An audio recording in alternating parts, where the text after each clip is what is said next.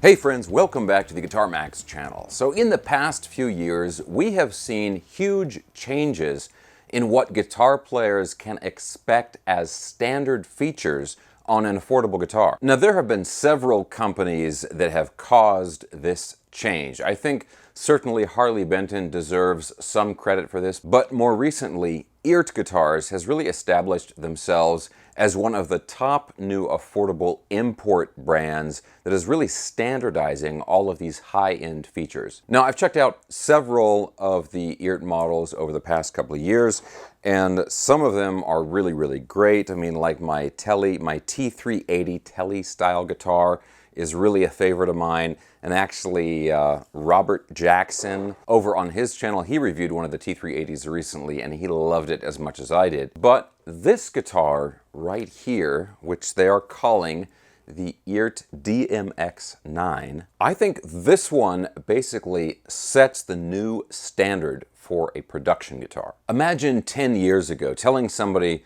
that you just got a guitar and it has a roasted maple neck, it has stainless steel frets, it has a compound neck profile, coil splitting pickups, and flawless fit and finish.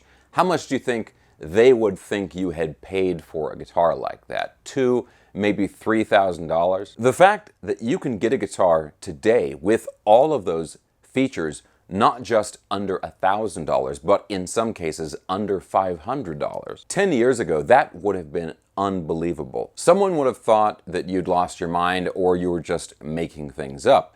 But these days, those features in that price range has become common. Now, the specs that I just rattled off are pretty much what this guitar has. On top of that, it's got a roasted mahogany body. It's got the roasted maple neck. It's got a rosewood fretboard, 22 of the rounded ball end stainless steel frets.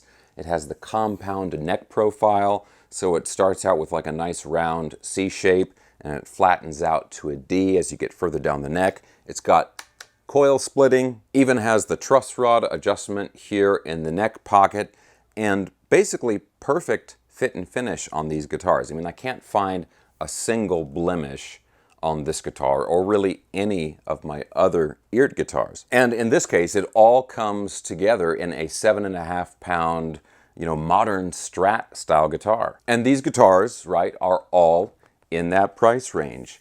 The Tele, I think, is going, the T380, I should say, is going for like $399, $400. This one, I think, is $599. These both have the satin finishes on the backs of the necks, and beautiful gloss finishes on the body. You can get them in different colors and everything. They both have the rounded ball end stainless steel frets. These necks are so playable. And look, when these guitars first came out, people kind of couldn't believe it, right? Because everybody was still thinking in the old way, like you've got to pay $2,000 for a guitar with those specs. But now, honestly, I think people have kind of gotten used to it. And yeah, now you can get a guitar that's like $400, $500, or $600 right in there, and now you're expecting roasted woods and stainless steel frets, and really all of the features that you used to have to pay way more for. And don't even get me started about amps and effects. The same thing has happened in the amplifier world. It's now so easy to get an amazing guitar tone out of some pretty affordable equipment. And with that in mind, let's go ahead and go into the demo so you can hear what the tones sound like that we're getting out of this guitar and the amp simulator that I'm going to use, which is my trusty Boss IR200.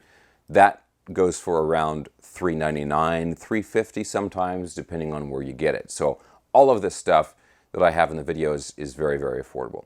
So let's go ahead and plug this in. Now, real quick, guys, as always, if you enjoy videos like this, checking out cool, new, affordable guitars, and you have not already subscribed, please consider subscribing right now.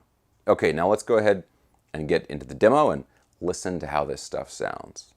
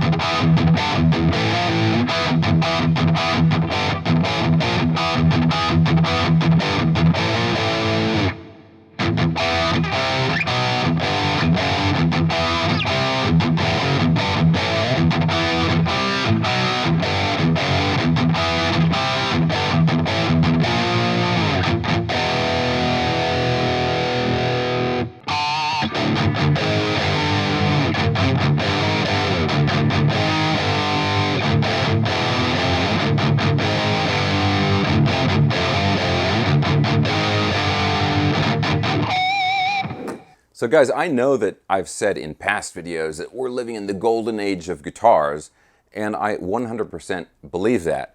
And, you know, like the color of this guitar, right? It just seems to be getting more and more golden the time that we're living in. Because, like I said, I mean, for a while now, I think it's been hard to buy a bad guitar, provided you're getting something new, you know, that it's not like a used guitar that's been beat up or something. It's getting difficult to find a bad guitar. And as that change has happened, the higher quality stuff, the price of that high quality has come down and down and down.